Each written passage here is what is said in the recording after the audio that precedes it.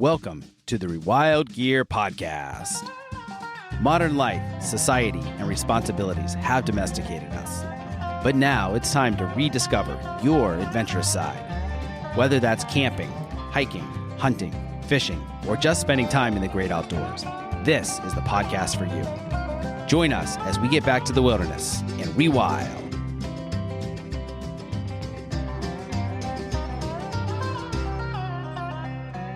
Welcome to the Adventure Made podcast presented by Rewild Gear. I'm your host, Seth Spears, and today I am here with my good friend, Joel Runyon. He is an endurance athlete and entrepreneur and the founder of Impossible, a performance lifestyle brand dedicated to helping people push the limits and do something impossible. In 2017, Joel became the youngest person to run an ultra marathon on every continent while raising over $200,000 for education nonprofit initiatives around the world. Joel, welcome to the show. Thanks for having me, dude. Excited to be here. Yeah, good times. Joel, why don't we just get started by just kind of telling your background story and how you got into endurance athletics and ultramarathons and all that stuff, and to where you are today in business and entrepreneurship and all the fun things that you're doing. Yeah. So I got started, let's see, this is a long time ago now. So it's like basically I graduated college, and I kind of had lived up to that point, kind of lived my life like you're supposed to get good grades. I was doing multiple sports, got a great GPA, learned another language. It was just kind of following the script life laid out for me. And then like the next thing was like graduate and get a job. And I feel like since I was a kid, everybody always knew what they wanted to be, and I never really had something like that. I had my own little lawn mowing business at one point because I was like, I'm not working at McDonald's. I'll just make a bunch of money on the weekends and I can do it really quickly. And so when it came time to graduate and go to school, it was also in or get a job after school. It was 2009. It was right in the middle of the recession. And so it was a terrible time to graduate, and I had done all the things you were supposed to do, and then like kind of got spat out in life, and then was just kind of floating for a minute. And it was a little bit depressing. I was like back at home in my parents' basement. Yep. And it was also just like, I'd done all these things that you're supposed to do, and life isn't turning out like it's supposed to. And so, I was kind of thrown into entrepreneurship. There's a long story of me applying to Target and Starbucks, and I couldn't even get jobs at those places at this point because the economy was so bad. I did like a short stint at UPS, and I was just like sitting at home in my parents' basement after getting laid off after like a seasonal Christmas push. And just being like, is this really everything that it's cracked up to be? And so I started getting into websites, started playing around with websites on my own, learning stuff about that. Ended up poking around. I was like, I don't know anything about internet marketing, but I like the internet. I'm spending all my time on it, and I like kind of like marketing. So maybe I'll put them together. And ended up taking like this super entry level position at a marketing firm for like a little bit, and then basically used that and started a blog at the same time, and used that to like find some traction in the world. And the short version of that is I worked my way up from like entry level sales guy to like marketing director at that firm, got recruited to another firm, did that for a little bit, and then after like a couple of years of just doing agency work, I realized like I could be doing this for myself. So I kind of had a bunch of projects, Impossible and a few other nutrition health related things I was spinning up at the same time. And it's just like, I'm just going to go all in on that. So it's a little bit more complicated than that, but that's kind of the short version of it. Sure. Gotcha. So let's dig into Impossible a little bit, where that concept came from. And I know that's tied into some of the endurance racing that you've done. So let's hear a little bit of that story. Yeah, so I mean, it kind of runs in tandem with all this stuff. So I had graduated, I got this UPS thing for the seasonal work, and got laid off, and I was just like sitting around my house and be like, I did all this work, and this is what I have to show for it. Like I did all the things I was supposed to do, and this is what I'm like watching Netflix in my parents' basement, and that's it. And Starbucks won't call me back. So it wasn't like a good place mentally. I was pretty bummed out. And I had things I wanted to do. I wanted to travel the world. I wanted to start a business. I wanted to do all these things, but I didn't have any money. I didn't really have the confidence to start a business. and like I couldn't even get a job at Starbucks. And so everything really felt impossible to me at the time. Mhm. But I sat down and I started writing out things I wanted to do. And even if they seemed crazy, I just wrote them down. And I would come back to this list and just feel bad about myself on a regular basis. But, Mhm. you can't do that. Still can't do that. Can't do that.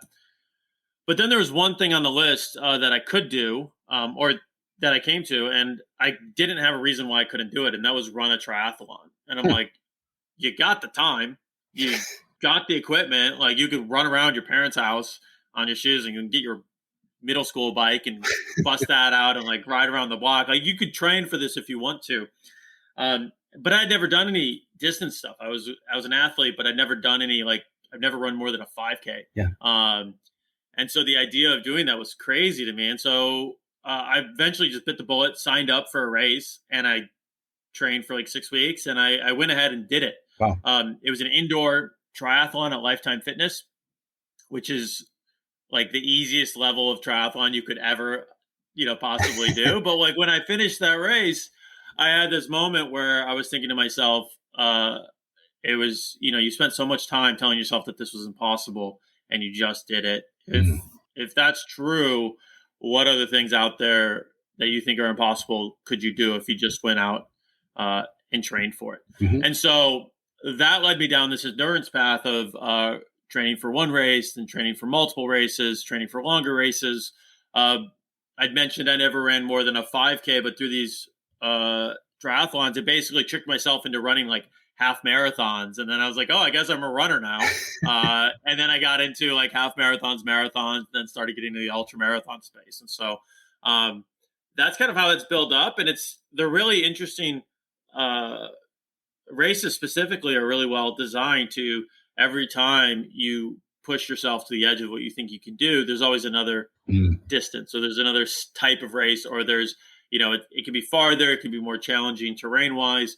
There's a bunch of different ways you can go about it, but it's always interesting. You get done with one race and you're like, I'm never going to do that again. And then like once the pain wears off, you're like, maybe. Got it. Now, pushing yourself like that, I'm guessing you went from the list that you had made of all the things you wanted to do, and like, you can't do this, I can't do that, to the triathlon, and then like, oh, I can do that, and you did it, and you push yourself. Tell me about the mindset shift that happened there. Yeah, so it's actually really interesting because there's a quote that goes like, how you do anything is how you do everything. And Yes, I love that quote. and I was like stuck in my parents' basement feeling bad about myself from work, but it was also just like bleeding over in my life. I was just sitting on the couch every day, like not doing anything. Mhm. And so once I found some way to get some real world traction on like doing something with my body in the physical world, I started to realize that like, okay, the narrative I've got in my head of like, you can't do this triathlon is actually not true. It's literally not true because you just did it. And so there's something off about what the story of what you're telling yourself is versus what like reality is actually like.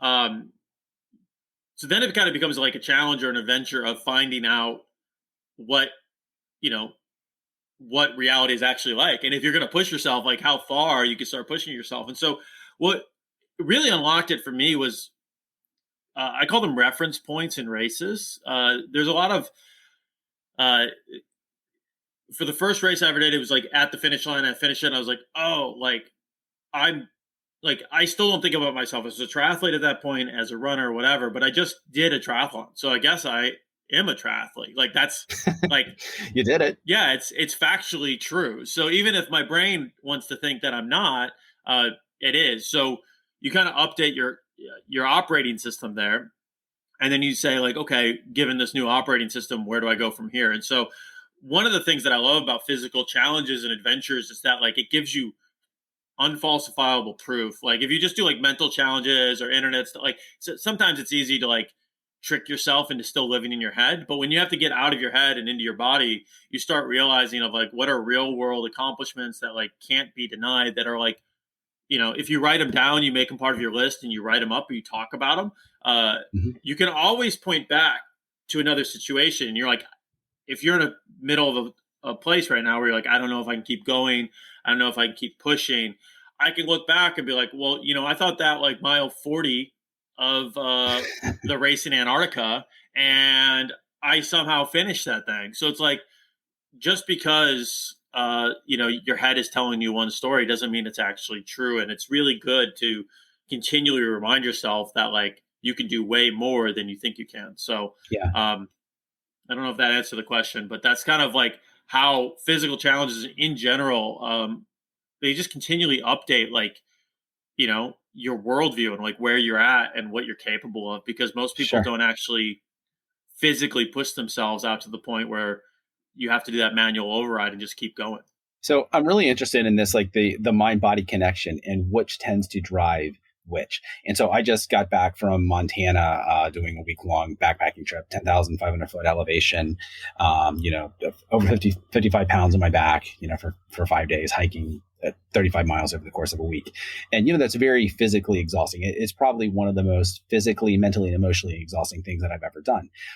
And during part of that, the hike, when we're hiking 5 miles up really steep terrain and then down steep terrain, and I'm physically exhausted, but also mentally as well.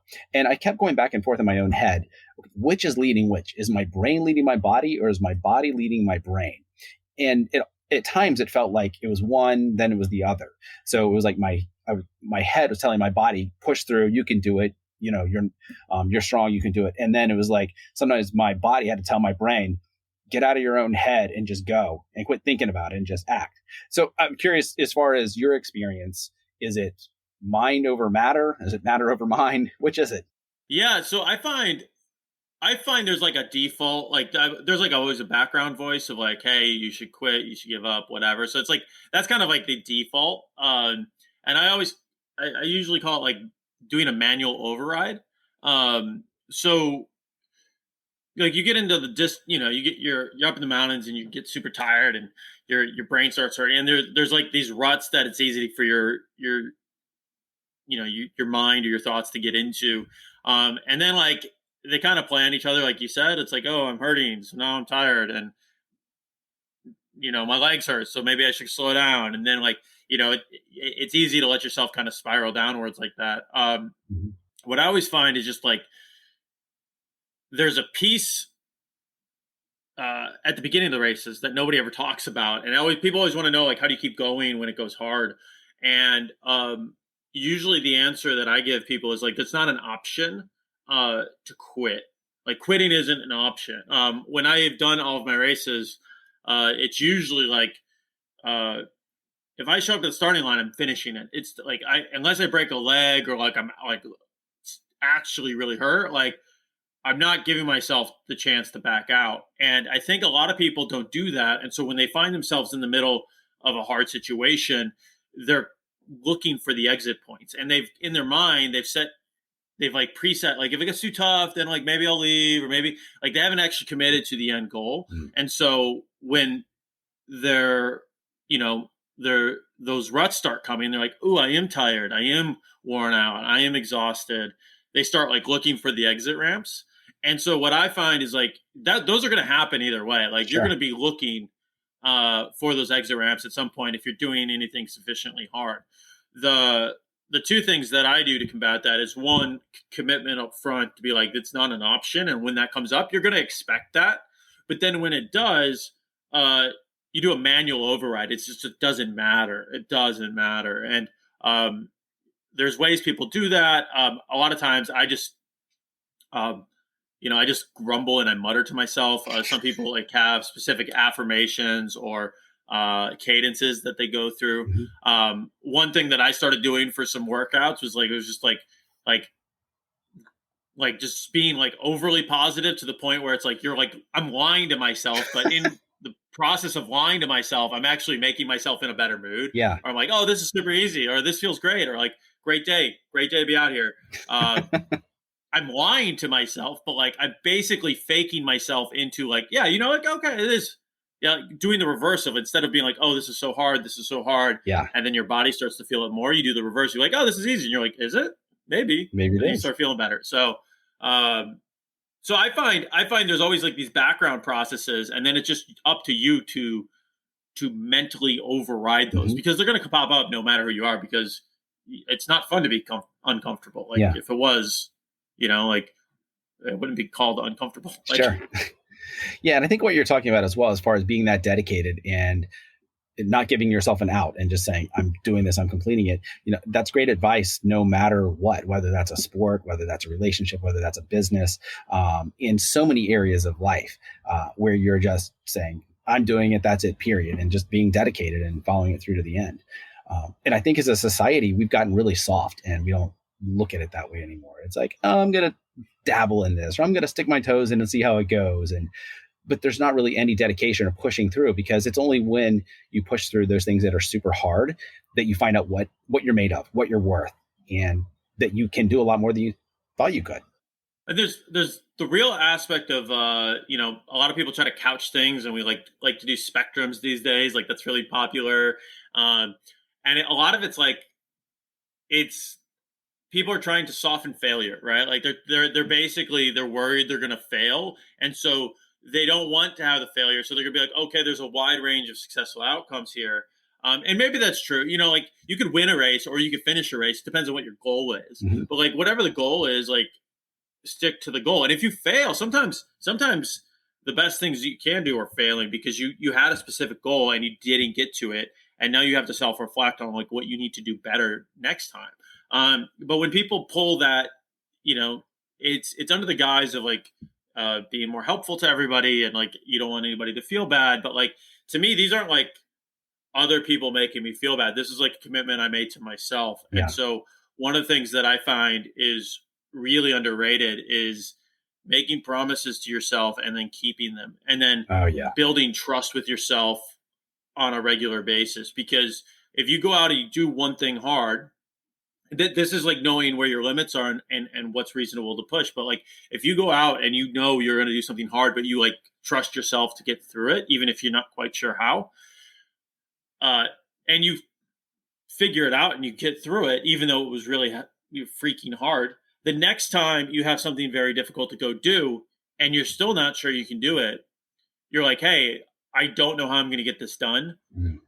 But I have trust in myself to navigate difficult situations, and I'm going to be able to push through anyways. And so it's that, a lot of people get worried about what other people are going to think, all this other stuff. And to me, it's much more about like, can you trust yourself to come through for yourself when you're going to take on something that's like, there's a delta between what you've done before and where you're going. Yes. And do you trust yourself to get yourself through that gap? And most people break promises to themselves all the time, and then they try to do bigger things than they're capable of, and then they fail, and then they lose a lot more trust, going forward, and then they kind of get stuck in this rut. And I think this idea of incrementally challenging yourself, so you're not just pushing yourself, but you're building that layer of trust with yourself, is hugely underrated, and really necessary if you're going to be doing stuff that's like continually outside, what you've done in the past. Yeah, that's a great point. And I know in my own life, I will honor a commitment that I made to someone else 100%. However, a commitment that I make to myself, that's a hell of a lot easier to break for whatever reason. And, and that's a self-realization that I've had over the past several months, and something that I'm really working on, because if you can't honor your commitments to yourself, you can't trust yourself, then how can anyone else trust you? Yeah. And it's like, if you can't make the commitments to yourself, like, your commitments to other people actually matter. Like, maybe they do, but maybe you're just doing that because you don't want to let them down, not because you're actually committed to, doing the thing for them. So I think always coming back to yourself and be like, listen, this is something I'm coming through for me. And like, if you miss the mark, then you need to reevaluate on it. But yeah, I know a lot of people that are people pleasers, and they want to do everything for everybody else. And then it comes to themselves, and they never come through for themselves. And then they have like a crippling aspect on their self-esteem or what they think they can do, because they always let themselves down, but they never let anyone else down. And it just kind of ruins what they're able to do, in their own life. Yeah. Yeah, totally.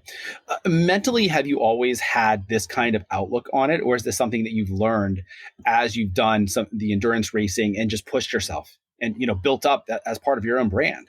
Yeah. I mean, well, at first it was literally like, I was kind of the opposite. Like, I did an indoor triathlon. Like, it's not like, I swam in a pool because I was scared to drown. Like I was like, if I'm in open water, I don't know, trust myself. So I'm just going to do laps in a pool. And it was like, you're on a stationary bike and a treadmill. So it's like, I I pretty much started at the opposite of whatever, like the smallest starting point for you. I guess I could have done a walkathon or something like that, but like pretty close to the start of where you could start with races. And for me, it was just a natural growth. And I think I've always been a little bit like hard headed and just like, if I'm gonna do something, I'm gonna do it. Get out of my way. But like it was it was something where I didn't try to run an ultra marathon after not never running before. I wasn't wild about it. I did an indoor triathlon, then I did a sprint, then I did an Olympic, then I did a couple others, then I did a half Ironman, and then I got into half marathons, and this other stuff. But it was a progression. And what I think sometimes people do, they get excited, and their excitement leads them to do these big leaps. And sometimes they're not ready for those leaps. And so they try to take one. And like I said, they haven't figured out how to trust themselves on what they're going to do. So they'll try something really big, fail, and then they end up like worse than when they started. And so what I did, it was kind of like a natural progression. Like I said, I think I've always been a little bit hard headed. Like I had an entrepreneurial streak from when I was a kid. But from the mental fortitude standpoint, I think endurance sports and physical, like actual physical, there's a lot of talk about like, like inner work and like all this other stuff. But like, I find hard physical challenges transform your mind and your body better than anything else, because you can't deny if you've been hiking for 3 days and every piece of you is on fire and you want to, you're over it. And you could just sit down and sit in the mountains and lay down and die if you want to. Like you can, like, you're out in the elements because you're 20 miles in and there's nobody that's gonna like pull you out. So this is why I love like trail races, is like you end up like that. You're doing like a 50-mile race and you're 20 miles in on the top of a mountain and you're done and you're tired and you're like, what am I doing? How am I going to get home? And you could just sit down and die if you want to. Like that's an option. Or you could like, listen, it's going to be just as bad going back as it is going forward. So like, let's, stop feeling bad for yourself, get it all together and keep going. And when you have to do that, that changes your perspective when you come back to like, oh, I'm having a business problem. And you're like, that's, it's serious. Like you care about your business, but like, it doesn't hurt physically in the same way that like, every single muscle is on fire or like, in the middle of a race, I know I've like my back, like, will like fall apart, but it's a different perspective. And then you're able to take that same mentality and apply it in, a business is still as challenging, but it's just more mentally taxing. And when you're able to take these challenges outside of your head and like experience them through your body, it's so much better in my opinion. And it gives you real life reference points to kind of work off going forward. Yeah, no, that's a great point. Joel, I want to talk about goals and goal setting. There's different philosophies when it comes to goal setting. Some people say that you should set them as high as possible. So, it's like the old saying, if you aim for the stars, even if you fail, you hit the moon. So it's, you've gotten further than you would have. And then others say, set small but attainable goals, because that's building up that self-confidence within you so that you can eventually hit bigger and bigger ones. I'm curious to get your take on that and how you see goal setting there. Yeah. So I basically work off my like impossible list framework, which is it's a lot of people compare it to a bucket list, but like it's, in my opinion, it's very different. Okay. A lot of people put on a bucket list. They just write a bunch of things they want to do, which is cool. And like, it's kind of like that aim for the stars type mentality where you're like, I'm going to try to just do a whole bunch of things. Mm-hmm. The problem with that is like most people don't end up doing much on it at all because there's not something super actionable. It's like, okay, what are we going to do? Get to the stars. Like how? What are the steps? Like, yeah, like where do you go? And so a lot of people get excited. They make a bucket list one time, never do anything on it. And it's like super exciting, but it just never happens. And so the way I talk about the impossible list is like, what feels impossible right now? Like you should be pushing yourself right now, but maybe that's not, maybe it doesn't feel like a small step. Like when I did a triathlon, I didn't think it was like a small step. I thought it was like, I might do this, but like I said, it was an indoor triathlon. I purposely did it because I was like scared of open water swim and drowning and all this stuff. So it was like, it seemed like a lot to me at the time. And so, like, looking back now, it looks like a small step, but it was, I was in such a bad spot that it was the edge of what I was comfortable with. And so, Yeah. I like to challenge people, like, what's the most difficult thing that you could do, like, relatively soon? Mm. Because it's not easy. Like, it's not necessarily going to be easy for someone, because that's not challenging or that's not actually interesting. But you also don't want to be so difficult that, like, there's 17 steps and you have to learn a new language to figure it out. Like, it just gets way too big. And so, um, I didn't have ideas. I didn't even know what an ultra marathon was until I ran my first marathon. Wow. Like I wasn't thinking that far ahead. It was something that, like, you kind of push the edges of your limits and then they expand. Then you kind of find a little bit more of what's out there. It's like old video games where it's like you start off on a map Mhm. and everything is blacked out and you don't know what else is on the map Yeah. until, like, you send a guy out and then he kind of, he finds a little bit more space around it. And so you don't always really know what you're capable of until you send a couple little guys out, you do a couple of events, and some stuff, it's like, maybe you do it one time and you're like, I hated that. There was nothing fun about it. I don't want to do it anymore. And it's like, okay, like, don't bother with that. Like, you don't have to keep doing stuff that sucks just because you think it's going to make you better. Like, you should find a mix of things that are worth doing, even though they're hard, Mhm. and that you get something out of, even though they're difficult. Because uh, it's not always the things that people just really, really want to do. Like, it's not always like, like, ice cream's great, but, like, you're just going to eat ice cream all the time. Like, your life's not really going to get. Maybe it would. Maybe it'd be really great, but I don't think it would necessarily make your life better. It's the things that are difficult, but still rewarding. Those are the things that are, in my opinion, like, worth doing and are meaningful. Yeah, for sure. Why do you think as a society, and for men especially, we've gotten so soft? We're just all about the comfort and the convenience of modern life. And so many people are just not willing to push themselves and get out of their comfort zone and really see what they can do. Well, I don't think people have to anymore, right? Like, it's not.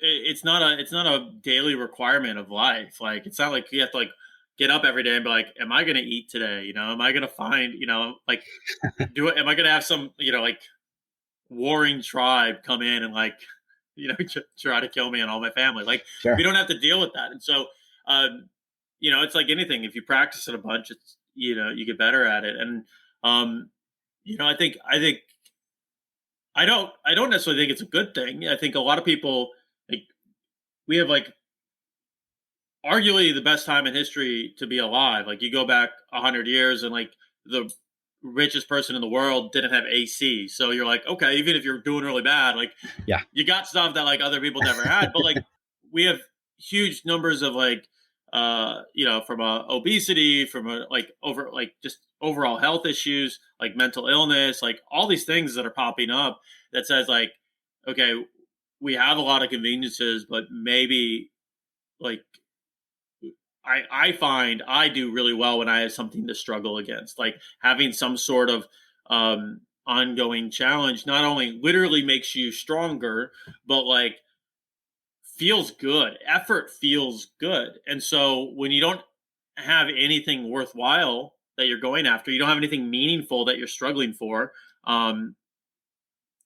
like, you just start looking, like, it kind of becomes like a pit of despair and you're like, what am I even doing out here? Yeah.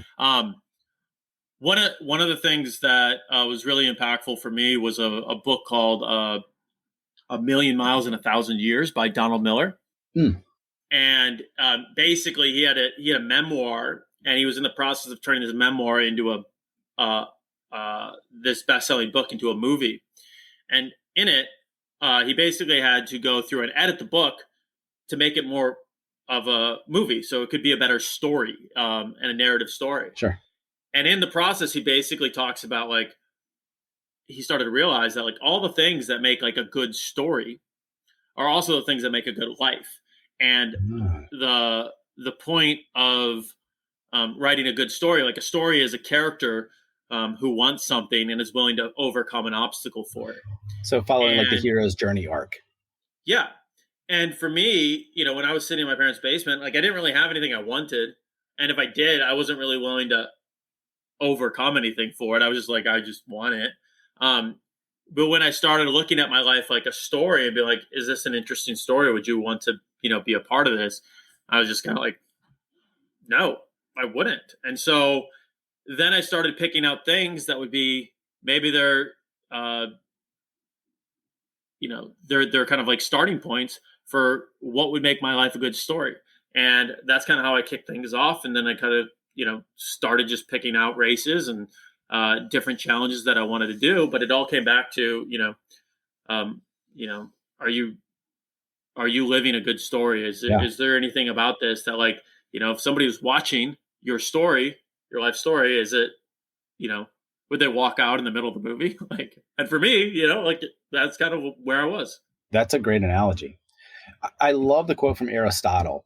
Man is a goal-seeking animal. His life only has meaning when he is pursuing a worthy or worthwhile goal or objective. And I think that really speaks to what you're talking about here.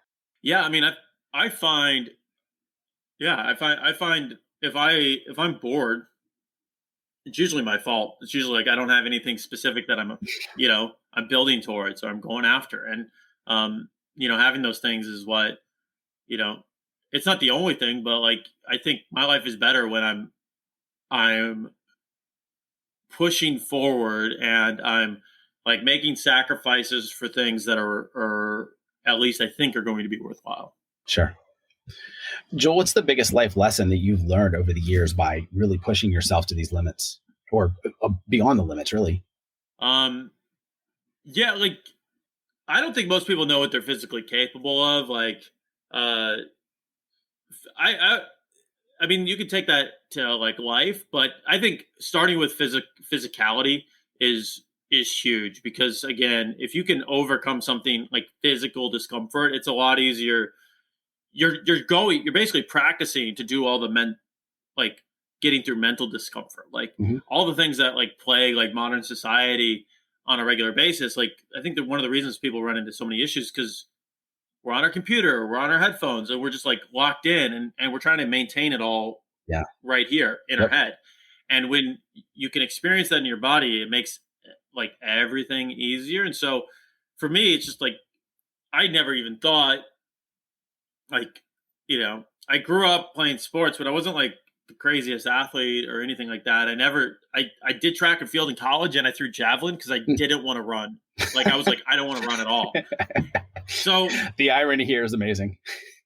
Yeah. And so the idea of like, if you would have told me like, oh, you should run ultra marathons, I probably would have like actively not done it just to like prove you wrong. Yeah. And so the idea of like just continually pushing at the edges of whatever you're capable of right now, like you can end up in places where you're like, I had no clue, absolutely no clue that I would have been capable of doing that. But I just started on like the thing that is most immediate and is pressing and like is also difficult. And you can really surprise yourself on, what you end up being capable of. Yeah. I'd love to dig into some of the stories that you have of either your ultra marathon events, running a marathon on every continent. That's an incredible feat, just an amazing accomplishment. So I'm guessing it all just wasn't wine and roses, and you've got some pretty incredible stories surrounding some of those. So let's hear, one or two of your most memorable ones. Well, it took me way longer than I thought it would. It's funny. You think about like, okay, I'm going to run an ultra marathon on each continent. It's probably going to be like hard to, like the running is like the hardest part, right? And for me, it was kind of laughable because I did this announcement. I went out and did my first race, and I got hurt like basically the first marathon in. After like 26 miles, I like rolled my ankle pretty severely, and then like it had 14 miles left, and so I was like, I'm not, I'm down in Patagonia, Chile. I'm not going home without doing this race. And so I, hobbled my way to the finish line. It was ugly and not really great, but I finished. And I thought I was like, I'm going to ice my leg and I'll be fine. Spoiler, it was not fine. Had to do like 6 months of rehab to fix, fix my leg. Right after that, I had a lawsuit with my business, and so that delayed everything even further. And so then, so like a year and a half after I'd finished, race number one, I'm like, I'm gonna do 7 ultras on 7 continents. I'd done like one race on one continent, hadn't run in a long time, and like raised like $20,000, but like we're trying to raise like $200,000. I'm like, you're not even close. And so that was one of those ones where I was like, I came to myself like you said you're going to do this, you haven't done it. You can either finish this and do the thing you said you're going to do. You can give up and you can like own up to it, or like, but you're not just going to like continue like coasting and pretend like this didn't happen. Like this needs a resolution. Yeah. So I ended up doing a race in Chicago, like a 50K, just on my own without announcing it or anything, just because I was like, I need to prove to myself that, again, I need to build that trust up. I need to prove to myself that I can do this. And if I can't do it, then I'm just like, I'll probably give up and I'll just be like, I'm sorry, guys, I can't do it. I'm just a terrible runner. But I did it. And then I was like, okay, I built up that level of trust. What are the races coming up? I had to pick a whole new set of races that I was going to do, but what are the races coming up where I can knock this out? And then basically did the last 5 races in like 3.5 months or 4 months. Wow. And so, that was the first thing. It was like, I thought the running was going to be the hard part, but it was like logistics. It was like, oh, I'm going to do this impossible challenge. And it's like, okay, well, you're going to have an injury. You're going to have money issues. You're going to have business stuff, like all this other stuff that came up that you have no idea about, is like thrown in your face. Yeah. So that was one. There's like different ones. Antarctica was this epic, 100K ultra marathon that, like 40, like I said, 40 miles in, at my like, it was like the third race in like 4 weeks or something like that I was doing. And like, oh my gosh, my back was hurting and I was just like, I'm ready for it. But I'm also like 40 miles in. I'm like, I don't get a second chance to come down here and do this. Like, I'm not going home. Like, yeah, I could pout, I can do whatever, but like, you're finishing the race. Like, it doesn't, like you talk to yourself and just like, you could whine, you could be a brat, you can do whatever you want, but like, it's not going to change the situation. You're finishing the race. So you might as well like get a better attitude out here. What else did I do? I did an overnight race in Narrabeen, Australia. It was like the last. It was New Year's Eve to New Year's Day, so it was like the last, the last race of the new year and the first race of race of the old year and the first race of the new year. Got it. So ran through the night, drank champagne at midnight, and kept going. That was fun. I had a race in Finland where I ran out of water. Oh, it was in the Arctic Circle. I was unsupported. I ran out of water. At one point, I got to a campfire, and they had like a cast iron pan. So I filled it up with snow from the surrounding area and melted it down, and then like poured it in my water bottle. But it was so cold outside that like a mile and a half later, it was all frozen again in my water bottle. Oh my gosh. And it was just like, I got lost twice. Like I finished the race and my foot was swollen. Like it was a whole bunch of stuff that went wrong. But like the last mile on in, you're coming down this like frozen river and there's a whole bunch of stuff going on. And you're like, is that the city lights? What's going on? And it's like, I've been out there for like 12 hours or something stupid. Everything's gone wrong, but I'm just like gonna, I'm trying to finish the race. I'm just like, I'm just gonna be just gonna do it. And like the last mile and a half or a couple miles, like the northern lights just pop up, and it's like the show. So it's like, it's one of those ones where you're like, I'm suffering this whole time. Like it's just like, it's almost a comedy of errors of like how many things went wrong. But like you push through, and then you get to the end, and it's like, okay, like. Definitely story worthy. Nice. Like there's definitely something about that. So, there's always, stories. And I think the thing that's intriguing about ultra marathons for me is it's not just about racing. It's, there's a lot of like marathons you can run around a city and, a bunch of crowds. with ultras, especially like trail and adventure ones, you're kind of out there on your own. Mm. So nobody really cares if you quit, that's cool. Like you and the race director know, but nobody else really cares. Uh, but I love the adventures, the stories, and like just being out in nature and like seeing parts of the world that you might see on a 5-day hike, but like unless you're running it or you're spending a week out there, you're not gonna like accidentally get to some of these spots. Like you Sure. have to you have to try to get to them, and that's what I love is like you end up seeing these things that uh, your own 2 feet took you to, and you got there, and there's no faking it. There's no like you get to have those memories, and you kind of get to explore the world in a pretty cool way that most people don't get to. Yeah, totally. Tell me about that love of nature. What instilled that, and where did that come from? That's a good question. I grew up outside Chicago, so like my grandma had a farm, and we'd go out to there. We'd go up to the Upper Peninsula of Michigan every once in a while, and you'd see like a million Oh yeah. stars. And I was like, these are cool. But I don't know, man. Like there's something grounding about getting out there. It's also like you feel small and like in a good way, where Mm-hmm. uh, nothing. It seems like you're kind of insignificant, but also like if you're insignificant, why not just do cool stuff? Because Why not? if nothing matters, nothing like go for it. And then yeah, I just love.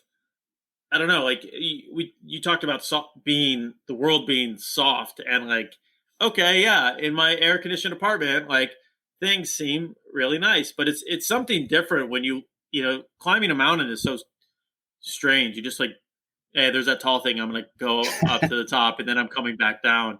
Uh, but like when you get up there and you realize like you did that, and like you can kind of see what you accomplished. There's something just like I think it's like just intrinsic about that is really really satisfying. And some of these races you go up, and there's one race in Switzerland, and you climb up these two massive mountains. It's in Mm. they measure it in kilometers, so I don't even know how high I am. All I know is that there's like 1,000 foot Wow. drop off on either side and all these different things. And I'm in the middle of a race, and you get up to these top peaks, and your hands are frozen, like you can't really feel like like it's raining, like it was a whole bunch of bad stuff happening, but you just get to the top and you're like, okay, I know I'm in the race, but I'm just going to take a minute and just like I'm gonna enjoy the view, because Yeah. it was a lot of work to get up here. So I think it's I think it's just a combination of just that primal instinct of like, this feels good, this feels natural, this feels like uncomfortable, but in a good way. And then also just like the self-sufficiency that like once you get out there, nobody's coming for you. Like get yourself Yeah. home. Like I guess they had helicopters at the Switzerland one that like they'd come pick you up, but like Just in case. yeah, but like I'm not, like I guess I'm prideful enough. I'm just like I'm gonna get myself home. So I just love that. I love putting that onus on you, and then like showing up for yourself and being able to do that. Yeah. No, I definitely agree for sure. There's a lot of people that don't see it that way, though. So many people who they have this us versus nature mentality. Like nature, we have to conquer it and tame it and make it, less wild, if you will. And then others like myself, and I think like you as well, that the thing we loved about nature and the wilderness is that wild, because we can rediscover kind of who we are, our more primitive and base nature, and we can push ourselves. Why do you think that some people, they kind of have that different viewpoint on it? I think this binary thing of like, again, the interesting thing about like, if you're doing this 5-day hike, like there's no like spectrum. Like I guess you could have like a really good time out there. You could have a really bad time, but like also if you like do a bunch of things wrong, you're dead. Yes. And so like, again, this is like couching goals, right? Like people want to Yeah. like couch goals, and they're like, oh, well, I would go to nature, but like only if I'm glamping or something like that. And it's like, cool, glamping's fun, like that's great, but like you're still couching like what it means to like be out there and like survive. And so Mhm. I think there's something really interesting about just like being in the elements, and like it's there's a lot of binary outcomes. Like, it's not like, like you either get, like in the animal world or whatever, like animals either get eaten or they don't get eaten, like, or they Yeah. escape and they keep going. And there's not like a lot of this, like, hey, that animal got eaten, but, it tried really hard to get away. Like, we're going to give it points. Like, it doesn't like if you tried really hard It's a to, participation trophy. yeah, there's none of that. And so what's nice about that, like what's bad about it is that like it's an ideal and you get judged off of it, right? Like it's like, hey, if you do that and you survive, like, and you're like, oh, I didn't finish the hike or I didn't finish the race, then it's like, okay, well, that's like a DNF.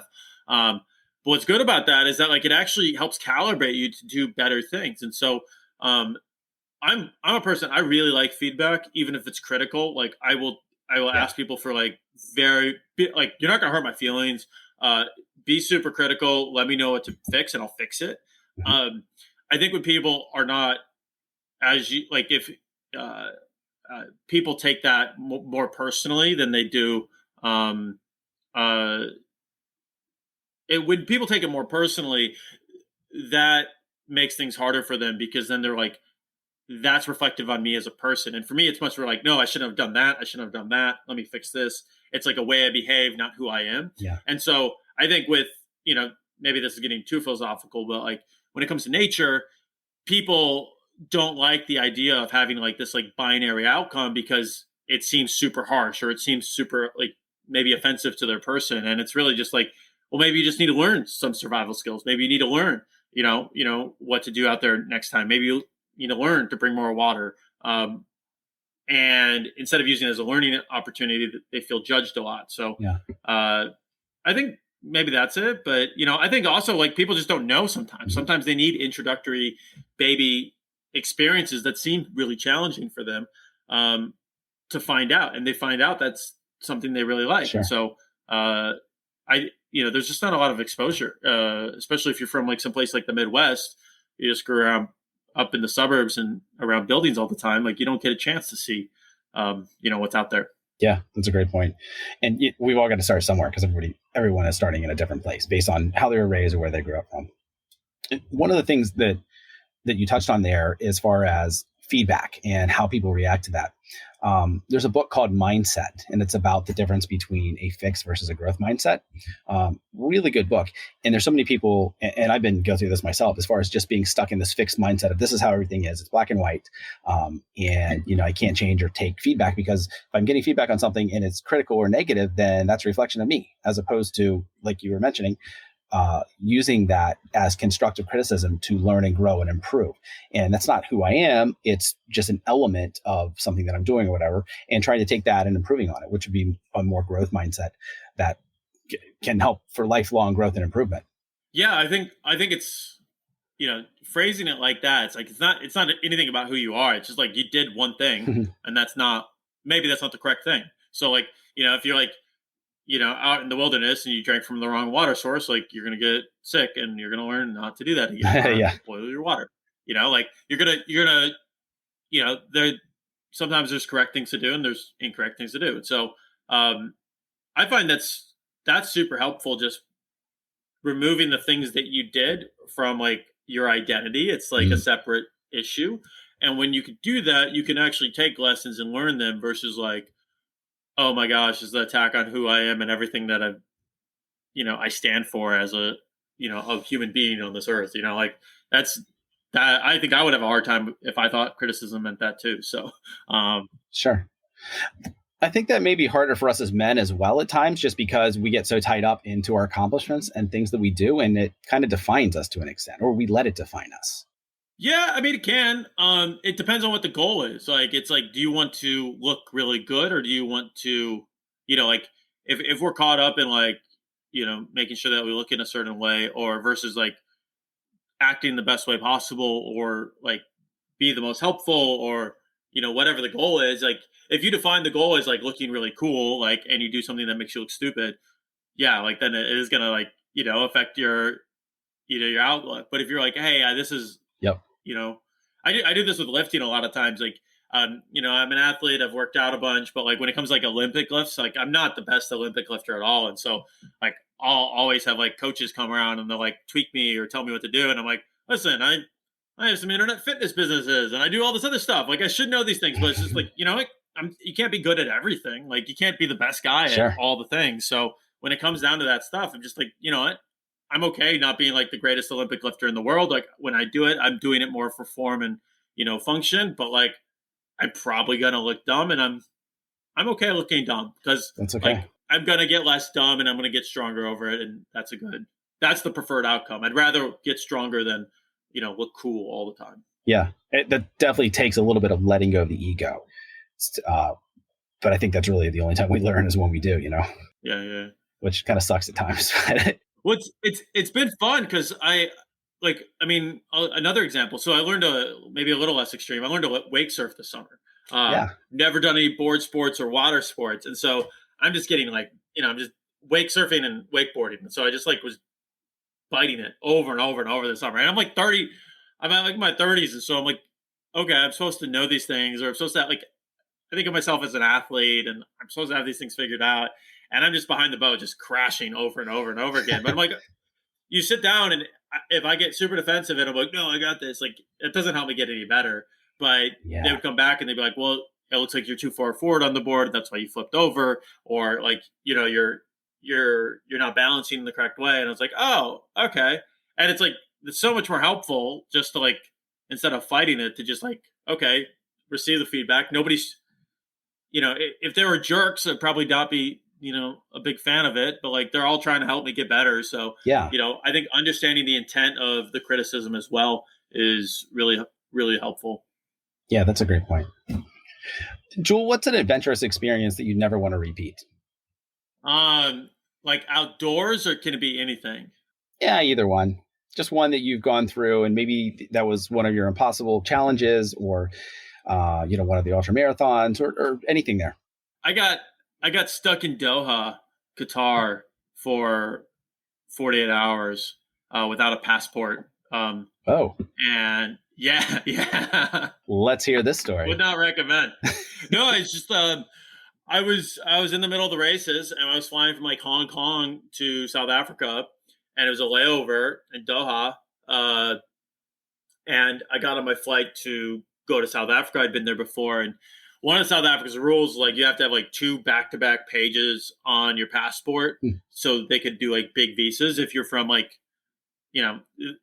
if you've traveled internationally, sometimes visa will take up an entire page of your passport. And so they say, just to be safe, you should have 2 back-to-back.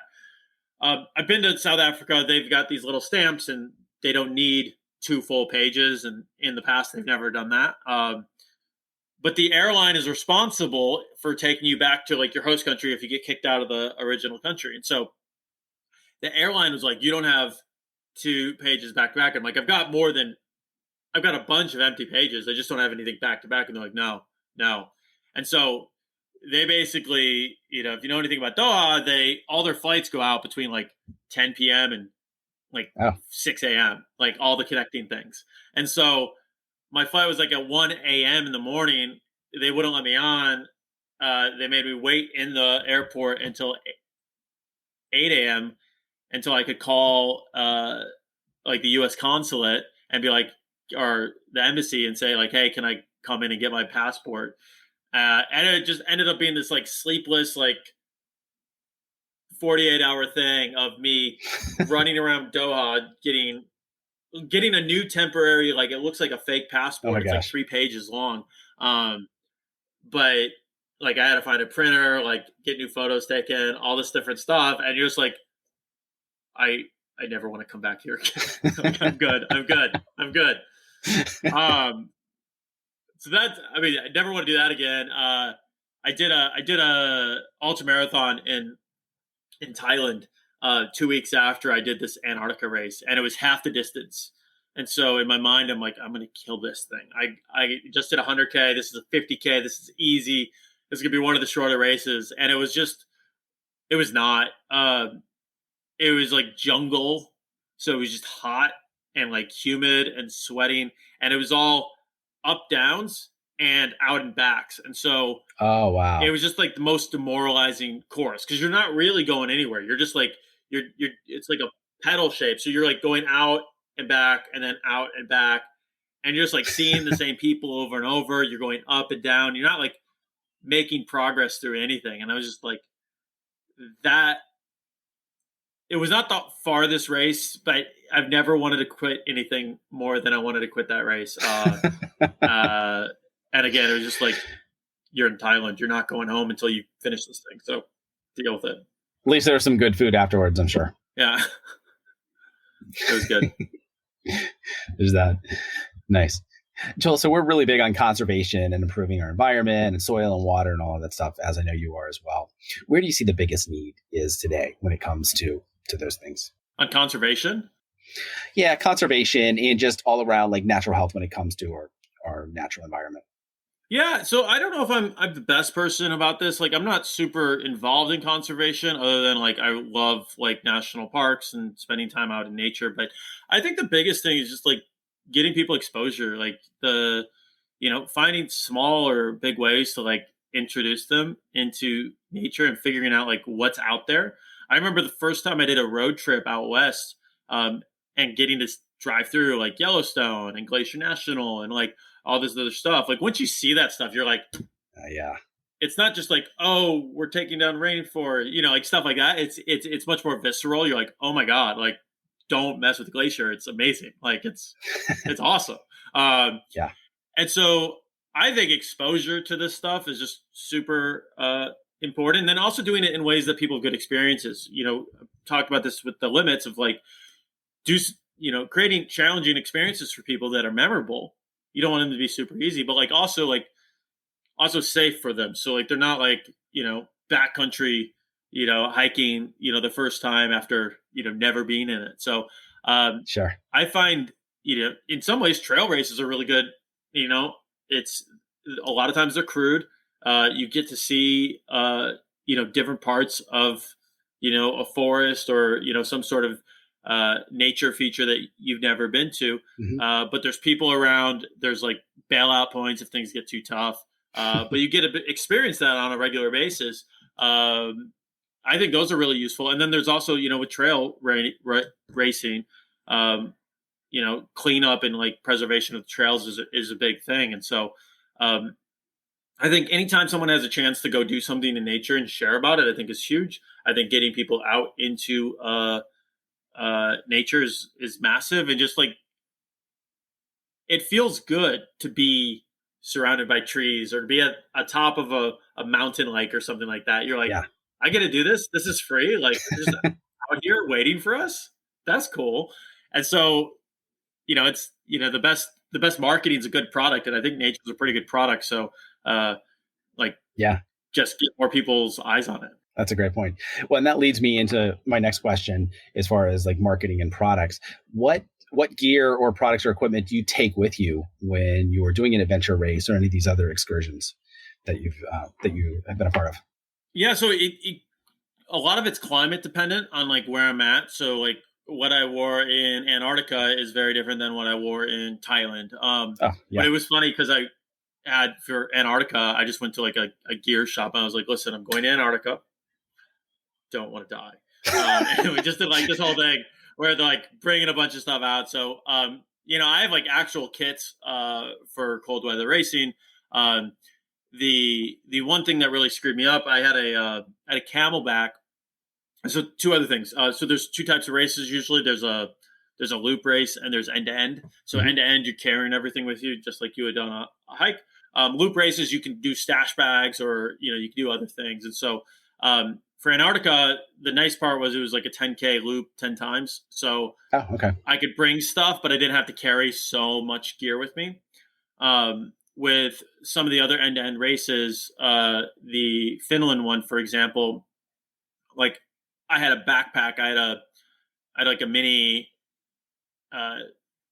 it wasn't a rucksack, but it was like a slimmed down kind of little rucksack that I was actually running with a bladder in it. But the bladder exploded because of the temperature, like 5 minutes before race time. So I ended up having to like, grab some water bottles, and that's why I ran out of water and all this other stuff. And so I would say it's pretty climate dependent on what I end up bringing. But like usually, I've got a Camelback, and I try to keep relatively lightweight. Sure. And then, kind of like the go-tos are the shot blocks, like the gummies that I keep with me on a regular basis instead of like goos or anything like that.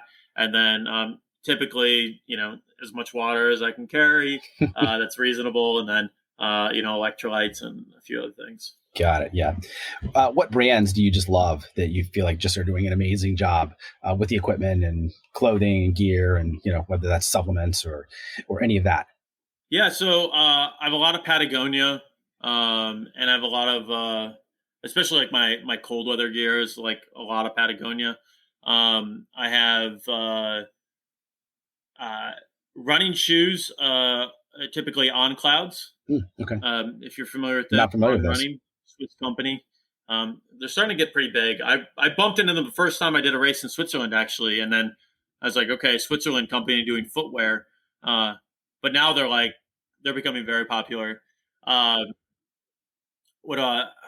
do a lot of merino wool, like base layer stuff, especially in cold weather scenarios. Anything else? I use GoRuck bags quite a bit. If you're familiar with GoRuck, sometimes it's a little heavy duty for like races, but like the Finland race I did was a slim down GoRuck bag that ended up working really well, and it was a little bit more for a cold weather race. It was much more substantial and useful for me than other ones. Probably had a little more insulation to keep stuff warm and protect it a little more. Yeah, and just more space in general. Like typically, if I was running, like a couple weeks later, I was running the Thailand race, and you just don't like. You're gonna feel you're sweating through more. You're gonna feel the weight more in warmer climates like that versus cold weather. So, sure. Yeah, I think I need to lay out I'm like looking over there, like I can maybe go check out my gear list, but it really depends on where I'm at and what I'm doing specifically. But usually, like I think Patagonia is the broad majority of like my mid layers, and then I've got like a shell from Arc'teryx and something else. So got it. Yeah, a few different things. Yeah, cool. Joel, is there a book or books that have had a big impact on your life over the years? Million Miles in 1,000 Years is a really good read. Just really good way to kind of examine your life and story, and like helps you make decisions. Like if you're an author writing your life story, like and you're stuck on it, like what should you do next? Like what would be the good thing that an author would write, in that scenario? Like what would you want the character to do? And that's like a really good decision heuristic. Cool. That's probably my go-to book recommendation. There's a book. What is over here? It's Kiss or Kill by Mark Twight. Mark Twight is like this climber. He's if you're ever in Salt Lake, you should chase him down and like try to do a podcast with him. He's an awesome guy. He started a gym called Jim Jones, and basically like world-renowned climber, but then started a gym, and the idea was kind of like exposing mentality through physical fitness. And he's just got a bunch of essays on like physicality that like if you want to read them, you get pumped up and you're like, all right, now I'm gonna go fight a bear or something like that. They're real fun. Cool. Is there a podcast that you listen to regularly? I try to pick out like ones that like I like, like not everybody's already listening to or paying attention to. Sure. Honestly, a lot of the podcasts that I listen to are kind of like background entertainment. So I have like a couple NBA podcasts that will be on. I really like Lex Friedman lately and Michael Malice. If you're familiar with those guys. I'm not. Lex is on Joe Rogan's quite a bit. He's pretty solid. And Michael is just an entertaining. He's got a lot of different interesting viewpoints. Cool. We'll check him out. Joel, what is one closing piece of advice you would leave for our audience? If you haven't done something super challenging this year physically, line something up on your schedule by the end of the year. Just put something on the calendar, go do it. It doesn't have to be crazy. When the pandemic was happening, like last year in the middle of it, I wasn't able to do races or anything, but I just got a couple friends and we did this all night race, called The Longest Night on the longest day of the year. We just ran around a track as many times as we could. And, it's not in nature. It's not really that exciting. You're not really going anywhere, but you're just like, okay, I'm going to test myself and something to do. Yeah. See what you're made of again. And I think that's super useful, especially if you're talking about like rewilding people and like getting back out in nature, like getting back in touch with physicality, getting back in touch with pushing yourself and getting uncomfortable. Sign up for something that's going to make you uncomfortable by the end of the year. There's like 3.5 months left or whatever. And that's not a lot of time. And, sign up, go do it. And you might surprise yourself. Solid advice. Joel, thanks so much for being here today. Really enjoyed our conversation. Where can our audience learn more about you online? Yeah, the easiest spot is impossiblehq.com. That's kind of like the hub for everything. We have a bunch of sites off of that. We have a fitness site at Impossible Fitness, and we have a bunch of performance gear and supplements that are at impossible.co. But if you go to impossiblehq.com, you're going to find everything else. So that's probably the easiest place to get started with us. Sounds good. We'll link all of those in the show notes at rewildgear.com/podcast. So Joel, thanks so much for your time today. Really appreciate it. And we will talk to you soon. And for everyone else out there, stay wild. Thanks for listening to the Rewild Gear Podcast. You could check out the show notes for today's episode at rewildgearpodcast.com. If you're ready to spend more time in the wild, our line of high-quality, minimalistic outdoor gear can help you do just that. Check us out at rewildgear.com.